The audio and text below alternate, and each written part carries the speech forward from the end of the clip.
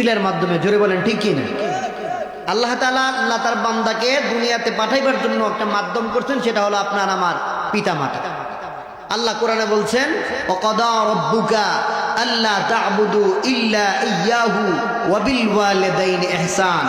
ও বান্দা, জেনে রাখবা ইবাদত করবা আমি আল্লাহ, আর ইহসান করবা পিতা মাতার। জোরে জোরে বলি সুবহানাল্লাহ।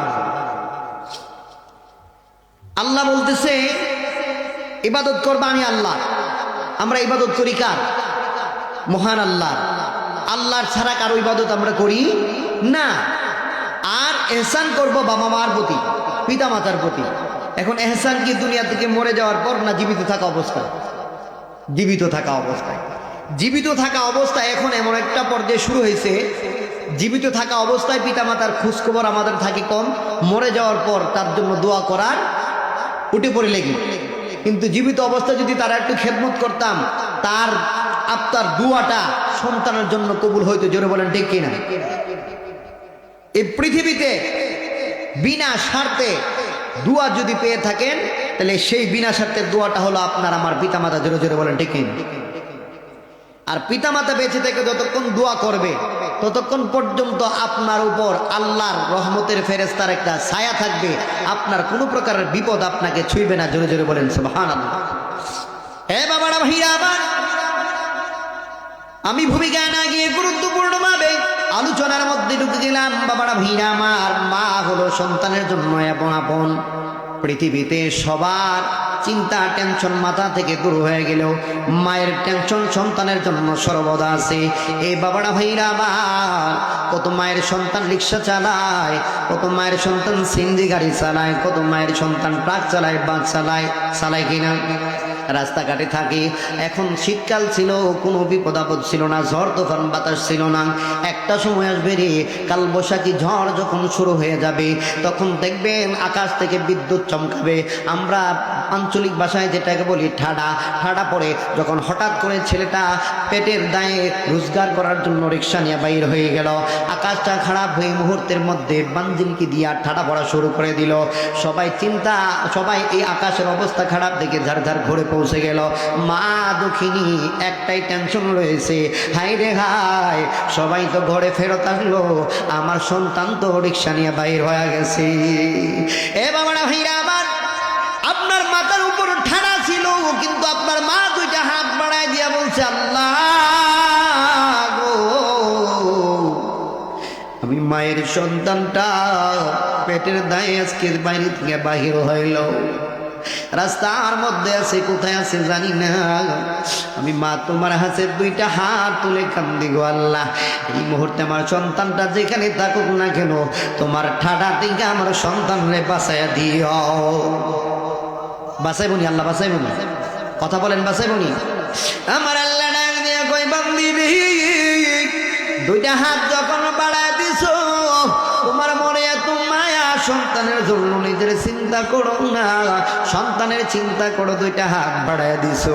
জেনে রাখো, আজকে তোমার সন্তানের উপর ঠাডা ছিল, এই ঠাডাটা তুমি মায়ের দোয়ার কারণে ফেরেশতারে নির্দেশ দিব, ও ফেরেশতা, এই ঠাডাটা বান্দার উপর না ফালাইয়া ঠাডাটা কোনো গাছের উপর ফালাই দেয়। জোরে জোরে কোন আছে না নাই?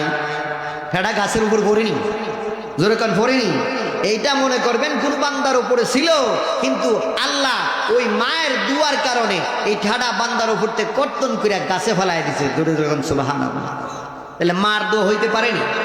জোরে বলেন, পারেনি? শুধু তাই নয়, মা যখন দোয়া করে আল্লাহ তাআলা তার রিজিক বাড়ায় দেয়, মা যখন দোয়া করে আল্লাহ তার সম্মান বাড়ায় দেয়। শুধু তাই নয়, খাজা মঈনুদ্দিন চিশতি রহমাতুল্লাহ আলাইহি দুনিয়াতে যখন বিধর্মীদের কাছে দিন প্রচার করতে গেলেন, 1000 নয়, 2000 নয়, 1 লক্ষ নয়, 2 লক্ষ নয়, তার হাতে 90 লক্ষ মুসলমান হয়ে গেছে। খাজা মঈনুদ্দিন চিশতি রহমাতুল্লাহ আলাইহি বাড়িতে যাইয়া প্রচন্ড খুশি আনন্দে আত্মহারা হয়ে গেছে। এবার মা ডাক দিয়ে বলে, খাজা মঈনুদ্দিন কেন এত খুশি একটু কি জানতে পারি? এবার মায়ের জবাবে সন্তান হাজা মাইনুদ্দিন চিশতি রহমতুল্লাহ আলাইহি বলতেছে, আমি এত খুশি গো মা, আমার হাতে আজকে 90 লক্ষ মুসলিম মুসলমান হয়েছে, তার জন্য আমি খুশি। জোরে জোরে কোন সুবহানাল্লাহ। বাবারা ভাইরা আমার, মায়ের দোয়া সন্তান, সন্তানের ইজ্জত বানায়, সন্তানকে আল্লাহ ওয়ালা বানায়, আল্লাহর ওলি বানায়। এবার মা ডাক দেয়া বলে, বাজানো সন্তান, তোমার আনন্দ হওয়ার কোনো কারণ নাই, এই আনন্দের হক দাবিদার হইলাম আমি মায়ের। এবার আল্লাহর ওলি জিজ্ঞাসা করে, মা কেমনে গো আপনি হকদার, একটু জানতে পারি কি? এবার মা ডাক দিয়ে বলে, বাজানো যখন তুমি আমার গর্ভে আসছিলা, আমি মা তোমার জন্য 2টা হাত বাড়াইয়া কাঁদছি, আল্লাহ আমার গর্ভের সন্তানদের তুমি সন্তানুল আরিফিন বানাইয়া দিও। মায়ের দোয়ায় ওলি বানাইছে। এবার মা বলতেছে, শুধু তাই নয়, তোমারে যতদিন যখন তুমি দুনিয়াতে জন্মগ্রহণ করছো, যতদিন তোমারে আমি মায়ের বুক থেকে দুধ পান করাইছি, জেনে রাখবারে বাজান, একটা দিনও বিনা অজুতে তুমি মাইনুদ্দিন রে আমি দুধ পান করাই নাই। জোরে জোরে কোন সুবহানাল্লাহ। এ বাবারা ভাইরা আমার, মা এত পবিত্র হইয়া সন্তানকে লালিত পালিত কইরা আল্লাহর দরবারে হাত উঠে যখন কান্দে, আল্লাহ আমার সন্তানরে ওলি বানায় দাও। হাজা মাইনুদ্দিন চিশতি রহমতুল্লাহ আলাইহি মায়ের কারণে এত বড় ওলি হয়েছেন। জোরে কোন সুবহানাল্লাহ। এ বাবারা ভাইরা আমার, মার খেদমত করলে দুনিয়াতে লস নাই, বাবার খেদমত করলে লস নাই। তবে জেনে রাখবেন, মা বাবা যদি খুশি থাকে আপনার কপালে জান্নাত, আর মা বাবার অন্তরে কষ্ট থাকলে আপনি দুনিয়াতে 5 ওয়াক্ত নামাজের মুসল্লি হইলেও আপনার কপালে জাহান্নাম ছাড়া আর কিছু নাই। নবীর হাদিসে ফরমাইছেন, হুমা নারুকা ওয়া জান্নাতুকা, তোমার মা বাপ তোমার জন্য জান্নাত, তোমার মা বাপ তোমার জন্য জাহান্নাম। যদি মা বাবার খেদমত করতে পারো, দেখবা মা বাবা খুশি, আমার আল্লাহ খুশি, তোমার জন্য জান্নাত। মা বাবা তোমার প্রতি রাজি না, খুশি না, আমার আল্লাহ কই, বান্দারে আমিও তোমার প্রতি রাজি আর খুশি থাকতে পারলাম না, তোমার কপালে লিখে নাও তুমি জাহান্নামী। এ বাবারা ভাইরা আমার, বর্তমান অবস্থা এমন খারাপ, বাবার খবর নেয় না, মায়ের খবর নেয় না, এমন সন্তান সমাজের মধ্যে আছে। একটু চিন্তা করে দেখবেন, আপনি আমি যখন ছোট ছিলাম, ছোট অবস্থায় কত কষ্ট করে বাবা রোজগার করে আনছে, কত কষ্ট করে মা লালন পালন করে আনছে। মায়ের খেদমত যদি না করেন, সর্ব অবস্থায় আপনার জন্য বিপদ হইবে। আর যদি মায়ের খেদমত করতে পারেন, দুনিয়া থেকে আপনি মা বাবাকে রাজি আর খুশি রাখতে পারেন, দুনিয়া থেকে মা বাবাকে খেদমত করে যদি বিদায় করতে পারেন, জেনে রাখবেন হাসরের ময়দানে আমার আল্লাহ তাআলা মা বাবার বাধ্যগত সন্তান হিসাবে আমার আল্লাহ আপনাকে মাফ করে দিতে পারে। সুবহানাল্লাহ।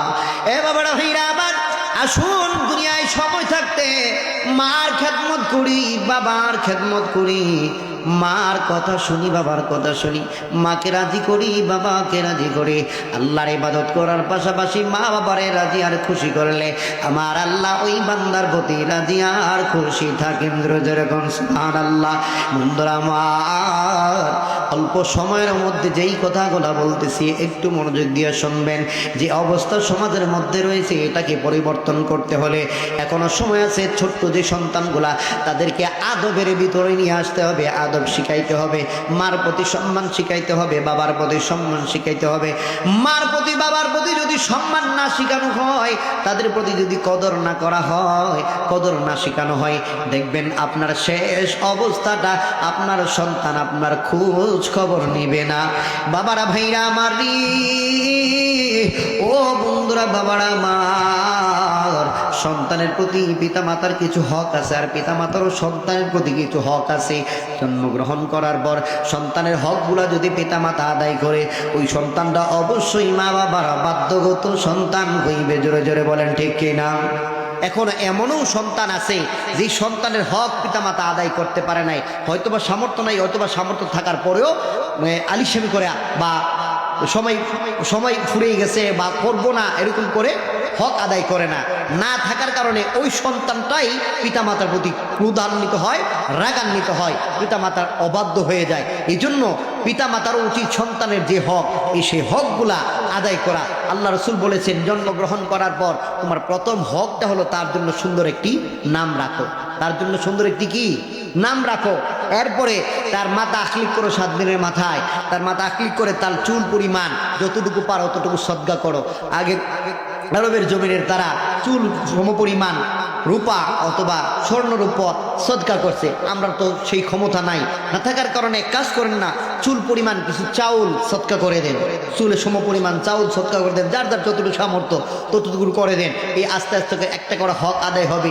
এরপর এই সন্তানটাকে খাতনায় সুন্নাহ করানো, এটা পিতামাতার হক। এরপরে এই সন্তান উপযুক্ত হলে তাকে বিবাহ সাথী দেওয়া, এটাও পিতামাতার হক। এর আগ পর্যন্ত যদি এই সন্তানটা বিবাহের উপযুক্ত হওয়ার পর যদি এই সন্তানটা কোনো খারাপ কাজে কুকাজে লিপ্ত হয়, এর দায়ভার পিতামাতাকে নিতে হবে। কিন্তু আমরা সেই খবর রাখি না। তবে এই সন্তানটাকে ছোট থেকে মানুষ পর্যায়ে ভালো মানুষের রূপান্বিত করতে হলে আপনি নিজে মসজিদে যেতে হবে, সন্তানকে সাথে নিয়ে যেতে হবে। জোরে বলেন ঠিক কিনা? আপনার সন্তান সাথে নিচ্ছেন না, আপনি নিজে নামাজ পড়ছেন না, সন্তান নামাজ পড়ছে না, এই সন্তান থেকে ভালো কিছু আশা করা যায় না। আশা করতে হলে আপনাকে আপনার শিক্ষাটা দিয়া সন্তানকে লালিত পালিত করতে হবে, বড় করতে হবে। যখন দেখবে সন্তান যে আমার আব্বা 5 ওয়াক্ত নামাজ পড়ে, আমাকে 2-3 বেলা হলো অন্ততপক্ষে যেতে হবে। হয়তো ফজরের সময় ঘুমিয়ে রয়েছে, বাচ্চা গেল না, কিন্তু জুহর আসর মাগরিব এটা নিয়ে যাওয়ার চেষ্টা করবেন। এই করে আপনার সন্তান আস্তে আস্তে ভালোর দিকে যাবে। এবং আমরা প্রত্যেক শুক্রবার আমরা পিতা মাতার কবর জিয়ারত করার জন্য কবরস্থানে যাই, এটা অনেকে কিন্তু আমরা ছেড়ে দিয়েছি। আপনি যখন যাবেন তখন ওই সন্তানটাকে সাথে নিয়ে যাবেন। এতে আপনার 2টা লাভ, একটা হলো সন্তান শিখলো, 2 নাম্বার হলো আপনি মারা যাওয়ার পর আপনার সন্তানও তার সন্তান নিয়ে আপনার কবরে যাবে। জোরে বলেন ঠিক কিনা? কিন্তু আপনি গেলেন না, তাহলে আপনি মারা যাওয়ার পর কোনোদিন আশা করতে পারেন যে আপনার সন্তান আপনার কবরের পাশে যাবে না? কারণ দেখছি, কারণ আপনি যখন যদি যাইতেন আপনার পিতামাতার কবরের পাশে,